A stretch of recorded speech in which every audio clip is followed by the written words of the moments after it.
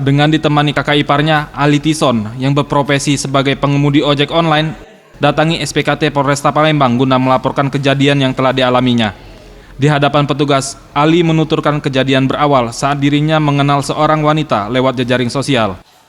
Setelah sepakat, lantas perempuan berinisial N ini mengajak Ali bertemu di hotel kawasan Jalan Kiai Haji Azhari Palembang. Tak lama mereka berbincang, N meminta Ali untuk membelikan makanan di luar hotel. Sekembalinya membeli makanan, Ali dikejutkan dengan adanya seorang pria yang telah berada di dalam kamar hotel yang langsung menyerang Ali dengan menggunakan batako dan mengenai kepala korban.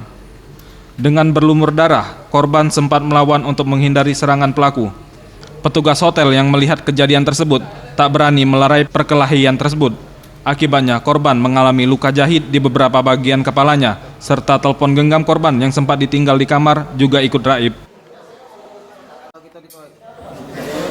Itu malam Pak. Habis aku nganter mama kan. Terus minta anterin makan. Terus udah antar makan, pas buka pintu tuh dia cewek itu narik, tiba-tiba yang lanang dari pintu belakang tuh langsung pakai batu ngepuki pala. Kayak itu. Berapa uang yang ngepuknya? Berdua Pak mereka. Cewek itu kenal dari mana? Facebook Pak. Awal kenal. Jak sih baru juga. Tim Liputan Sriwijaya TV.